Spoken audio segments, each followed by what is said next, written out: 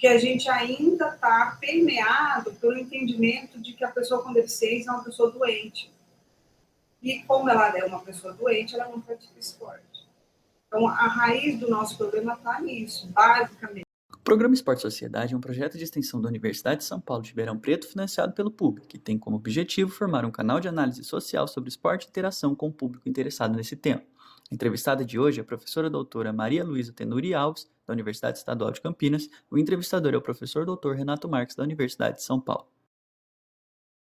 Olá, pessoal. Bem-vindas, bem-vindos. Meu nome é Renato Marques, sou professor da USP, da Universidade de São Paulo, aqui na Escola de Educação Física e Esporte de Ribeirão Preto, e coordenador desse projeto de extensão Sociologia do Esporte ao Público, e desse canal Esporte e Sociedade, nesse projeto que a gente tem como objetivo discutir temas relacionados a aspectos socioculturais, sociais do esporte e a relação do esporte com a sociedade.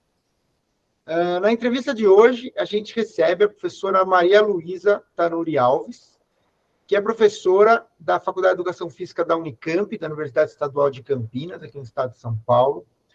Ela é graduada, fez mestrado e doutorado em Educação Física na própria Unicamp e é coordenadora do grupo de pesquisa em atividade física adaptada e esporte paralímpico. As principais áreas de pesquisa e de atuação da professora Maria Luísa são os temas de inclusão social, educação física adaptada e esporte paralímpico. E o tema da nossa entrevista vai ser justamente esse, a inclusão da pessoa com deficiência no esporte. Então, dou as boas-vindas, professora Maria Luísa, obrigado por aceitar esse convite, é um prazer te receber aqui e sinta-se muito, muito bem-vindo. Obrigada, Renato, eu que agradeço o convite e a consideração para falar de um tema aí tão importante que está recebendo aí a atenção do projeto aí que vocês estão desenvolvendo. Obrigada. Legal, eu que agradeço. Obrigado, uma honra, viu? Bom, vamos lá. O nosso tema hoje é a inclusão de pessoas com deficiência no esporte, né? De inclusão no sentido da participação dessas pessoas no esporte. E esse é um tema que, assim, historicamente, as pessoas com deficiência enfrentam dificuldades para participar de diferentes campos da sociedade. E o esporte é um deles, né? E essas dificuldades, essas barreiras, são tanto materiais quanto simbólicas, como preconceito, falta de acessibilidade, estigmatização dessas pessoas. E a ideia hoje é a gente entender melhor como isso acontece no esporte, e mais do que entender as barreiras, a gente pensar formas de promover uma melhor inclusão social dessas pessoas no esporte e através do esporte também. Então, procurando entender essas dificuldades, essas barreiras e o que pode ser feito, minha primeira pergunta, no sentido conceitual e contextual, quem são as pessoas com deficiência? Como se caracterizam essas pessoas? E quais são as principais barreiras que você percebe que elas se enfrentam para participar do esporte, para praticar esporte? Essa primeira pergunta ela é uma pergunta muito interessante, né? O que caracteriza uma pessoa com deficiência? Como que é uma pessoa com deficiência? A pessoa com deficiência, ela é uma pessoa como qualquer outra pessoa. Ela é uma pessoa que quer ir ao cinema, é uma pessoa que quer ir no mercado fazer as compras do jantar, é uma pessoa que quer ir à escola, uma pessoa que quer estudar, quer ter um emprego, quer chegar no posto de saúde e usufruir os serviços que o sistema de saúde oferece para todos os cidadãos. Então, é uma pessoa que quer namorar, uma pessoa que quer criar uma família, ter uma família, ou não, isso é um direito. Então, se você pensar o que caracteriza uma pessoa com deficiência, é ser um ser humano como todos nós, ter os mesmos desejos e anseios como todos nós. E aí a questão do esporte aparece também, né? A pessoa com deficiência é uma pessoa que também quer praticar o esporte. E não só o esporte de alto rendimento, porque a gente tem esse imaginário, quando a gente pensa na pessoa com deficiência praticando esporte, que a única possibilidade é o atleta de alto nível. E não, ela tem aí o direito e ela tem as possibilidades de praticar esporte nos diversos contextos sociais que a gente tem. E se a gente pensar o que é uma pessoa com deficiência, então é uma pessoa que, devido a algumas leis, a sua condição a sua lesão física, a sua incapacidade intelectual, a sua lesão visual, sofre determinadas opressões, vivencia barreiras sociais. Quando eu digo barreiras sociais, são barreiras construídas socialmente, que a impede de usufruir desses direitos básicos, que para nós é muito cotidiano. Se a gente quiser sair daqui, desse local agora, e dar uma corrida na rua, a gente consegue, a gente pega o tênis, veste e sai correndo, né? Então, a gente consegue usufruir o espaço público para a prática esportiva. E para a pessoa com deficiência, os direitos são negados desde o começo, né? A gente já começa, a gente, obviamente, tem as pessoas com deficiência que nasceram com uma deficiência e as pessoas que adquirem uma deficiência. Mas os direitos são negados para a pessoa com deficiência desde o começo, desde um direito básico, muitas vezes para nosso cotidiano, direito à privacidade, a privacidade de tomar um banho, a privacidade de ficar no seu quarto vendo seu celular, ficar no seu quarto lendo um livro. Então, são coisas muito básicas que, para nós, pessoas sem deficiência, nos parece muito distante e invisível, a gente não vê isso. Quando você pensa, voltando à pergunta, quais são as principais barreiras relacionadas à prática esportiva, elas estão intimamente relacionadas, assim, muito ligadas à falta de conhecimento da sociedade do que é ser uma pessoa com deficiência. Então, a gente tem a falta de programas de atividade física para essa pessoa. Então, quais são as academias que você já frequentou, que eu já frequentei, que tinham aulas especializadas para pessoas com deficiência, de acordo com a deficiência dela? Isso é muito difícil. A gente sabe aí a luta, por exemplo, de mães de criança com autismo para conseguir achar uma aula de natação para criança com autismo, né? Então, isso é só um exemplo. Então, isso é a principal barreira. A gente tem outras, né? O professor de educação física, a maioria das vezes, ele não se sente preparado para atuar com esse público.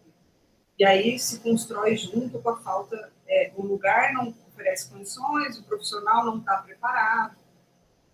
Existe o custo financeiro. Pessoas com deficiência têm um custo de vida mais alto do que pessoas sem deficiência. Eles precisam de uma quantidade maior de medicamento, de órtese, de prótese, um custo de locomoção maior, às vezes um veículo que para nós atende, para ele não atende. E aí o custo de um programa de atividade física também dificulta muito ele conseguir se engajar aí no programa de atividade física. E aí tem, no lado da pessoa com deficiência, por conta da nossa construção, do que a gente entende por deficiência, as pessoas que estão ao lado dele, as pessoas que passam pela vida dele, é muito difícil que essa pessoa saiba qual esporte ela pode praticar e onde ela pode praticar. Porque a gente ainda está permeado pelo entendimento de que a pessoa com deficiência é uma pessoa doente. E como ela é uma pessoa doente, ela não pratica esporte. Então, a raiz do nosso problema está nisso, basicamente. Perfeito, perfeito. Eu gostei da sua menção, Maria Luísa, quanto às barreiras sociais, né? E a gente pensar que as barreiras não são naturais, meramente naturais. Pelo contrário, elas são historicamente construídas, né? E acho que essa abordagem é importante a gente considerar, porque se elas são historicamente construídas, elas podem ser transformadas, né? Essa é a nossa busca, né? Hoje a gente tem até um nome para isso, o nome dessa construção social, a gente chama de capacitismo, que são as normas, os valores que a gente acredita como sociedade, e essas normas e valores construíram uma sociedade para a pessoa que tem o que a gente chama de corpo capaz, a pessoa que consegue andar, a pessoa que consegue enxergar, a pessoa que consegue ouvir. Então, essa é o nosso reconhecimento, e a gente construiu as nossas práticas. Quando eu falo prática, o que eu estou falando? A gente construiu a nossa escola para crianças que conseguem chegar lá andando, conseguem ficar sentadas na carteira, conseguem utilizar aquela quadra, que é uma quadra tradicional, só para aquelas 4 modalidades. A gente constrói as nossas praças públicas para pessoas que conseguem andar, que conseguem ouvir, que conseguem enxergar, que conseguem ter um discernimento, não tem a deficiência intelectual. Então, a gente construiu a nossa sociedade para o que a gente chama de pessoas com corpo capaz, o corpo normativo. A gente tem esse nome, né, esse termo que a gente usa. Então, você pensa, os prédios públicos, quando você vai acessar os prédios públicos, quantas escadas a gente tem lá para chegar no lugar que você quer chegar? Então, existe toda uma gama de barreiras, e não são só barreiras estruturais. Obviamente que as barreiras estruturais estão lá porque socialmente elas foram aceitas, né? Então, a gente colocou uma escada porque a gente acha que todo mundo consegue subir uma escada. Isso não é verdade. E aí, a gente ainda tem uma gama de pessoas que tem uma... geralmente, quando a gente imagina a pessoa com deficiência, é aquela pessoa na cadeira de rodas. O nosso imaginário está ali. Existem inúmeras outras deficiências. Existe a pessoa com deficiência severa, que não consegue nem usar a cadeira de rodas. Ou fica na cama, ou tem aquela cadeira de rodas motorizada e não consegue sair para lugar nenhum. Principalmente aqui no Brasil. Então, é isso que a gente chama de capacitismo, a forma como a gente construiu a nossa sociedade para que ela seja usufruída pelas pessoas sem deficiência. E pensando nessa perspectiva, então, Maria Luísa, o que pode ser feito para promover uma inclusão social, tanto fora quanto especialmente no esporte, pensando em enfrentar essa lógica do capacitismo, né? Que realmente é uma perspectiva de que a sociedade não foi feita e não se organiza para todo mundo no primeiro momento, né? E talvez não, e é necessário pensar como a gente pode se organizar para que todas as pessoas possam participar de forma plena da sociedade, né? Então, minha pergunta é assim, o que pode ser feito no sentido de lutar contra essa lógica do capacitismo e o que pode ser feito para promover uma possível inclusão social das pessoas com deficiência, tanto fora do esporte, mas especialmente no esporte? Então, acho que tem várias... existe um caminho, né, o primeiro caminho, que esse projeto aqui que você está colocando já é parte desse caminho, que é o reconhecimento da identidade da pessoa com deficiência. Então, a gente precisa, num primeiro momento, questionar a nossa crença, os valores que a gente tem relacionados à pessoa com deficiência. Então, é muito comum, né? A gente está no contexto de atividade física, de profissionais de educação física, o questionamento o tempo todo. Quando a gente vai falar de uma pessoa com deficiência, vai falar do esporte para ela, e a pessoa pergunta, mas ele pode fazer? Por que ela pergunta por que ele pode fazer? Porque a deficiência está atrelada associada a ser uma pessoa doente. Uma pessoa com uma doença que precisa de um tratamento, quem precisa de um tratamento procura um médico e não uma quadra de esporte. Então, a gente precisa primeiro questionar esse nosso conceito, essa nossa crença da deficiência atrelada a uma doença, associada a uma doença, uma incapacidade. E a gente tem que entender a deficiência como uma característica da nossa diversidade humana. Tem uma autora que tem ela traz um conceito muito interessante que, para nós, é aquela coisa do nosso dia a dia. A gente sempre acha que as coisas vão acontecer com os outros. Mas a deficiência faz parte da nossa existência. E ela fala, se você viver muito, a deficiência faz parte da sua vida. E é verdade. Então, e ela permeia a nossa vida. A gente está sempre cuidando de alguém que ou sofreu um acidente, ou quebrou o pé e naquele momento está com aquela incapacidade. Mas aí, quando a gente vai construir os espaços públicos, as nossas práticas, a gente nunca pensa na pessoa com deficiência. Parece que é distante, mesmo ela fazendo parte. Então, o primeiro ponto esse exercício de questionar, né, que faz esse projeto compõe uma das ações, o nosso papel formativo, né, formando novos profissionais, em casa, com a família, a gente tem que questionar sempre isso. E a gente tem que pensar em ações no âmbito macro, né, da política pública que a gente adota, os governantes que a gente tem, quais ações, como que eles utilizam o recurso público. E quando a gente pensa que o recurso é público, ele é de todos, e o todos inclui a pessoa com deficiência. Para construir espaços que essas pessoas consigam utilizar. Então, quais são... Eu não sei se você já viu isso, eu nunca vi uma quadra de goalball em um espaço público. Então, lembrando, o goalball é uma modalidade esportiva específica para pessoas com deficiência visual. Mas a gente não vê essa quadra em lugar nenhum que a gente tem. Nenhum no Parque Ibirapuera a gente nunca viu, no Parque Vila Lobos, em qualquer outro lugar que a gente vai, a gente não vê. Mas é um esporte que pode ser praticado por pessoas com deficiência visual. Agora, quantos campos de futebol e quadra de basquete a gente vê? Então, utiliza-se o recurso público, isso é o capacitismo, é construir só para pessoas sem deficiência. E no âmbito menor, ali do nosso cotidiano, é sempre questionar por que a pessoa com deficiência não faz parte desse processo. É na academia que a gente frequenta, a gente questionar por que a gente não está vendo pessoas com deficiência naquele espaço, por que ela não está conseguindo chegar ali, na sua aula de natação, no seu jogo de futebol, por que não tem turmas para pessoa com deficiência? A gente tem modalidades de futebol para pessoas com deficiência. Na escola, na educação física escolar, a história ali, geralmente na educação física escolar, é que eles não fazem aula de educação física. Então, o começo do processo, para eles, já é difícil. Então, muito dificilmente eles vão chegar no esporte depois. Então, são pequenas ações que vão constituir o todo no final. Acho que esse é o caminho. Legal, legal. É interessante a gente pensar isso, né? Que a gente está falando de mudança de paradigma, né?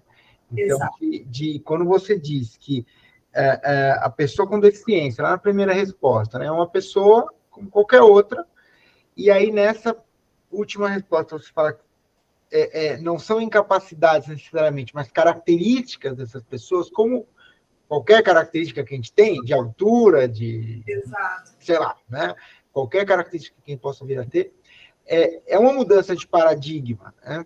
Até me permite pensar, não sei se você concorda com isso, Maria Luísa, que tem um certo grau de arbitrariedade no limite, no limiar do que caracteriza, né, a incapacidade, a deficiência, né? Porque são características que até certo ponto são mais aceitas, até certo ponto são toleráveis. Nós, como sociedade, admitimos. Isso tem uma discussão muito interessante, uma discussão sociológica, e essa discussão caminha para um questionamento até que ponto nós somos considerados humanos, porque começa a questionar o uso de todos os artigos, né, as próteses, tudo que a gente coloca no nosso corpo para tentar atingir o padrão normal e responder a essa sociedade. E aí começa a haver um outro questionamento, até que ponto nós somos humanos.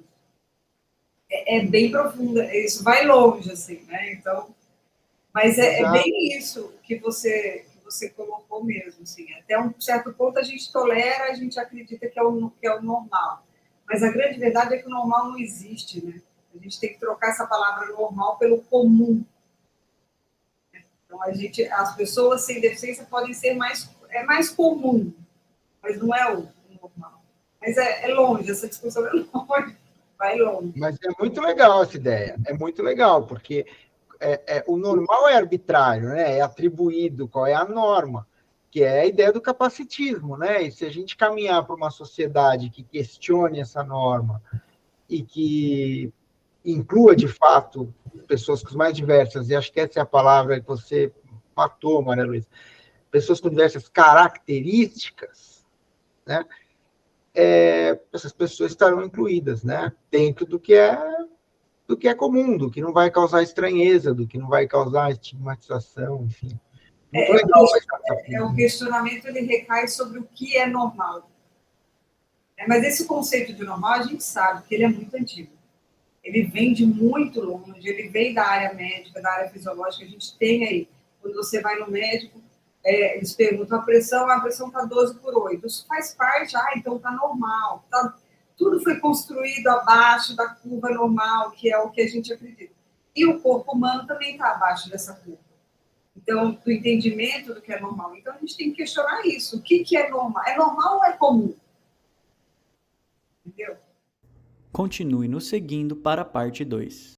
Se você tem alguma sugestão de tema para a próxima entrevista, por favor, acesse o link do formulário na descrição do vídeo. Será um prazer contar com sua participação.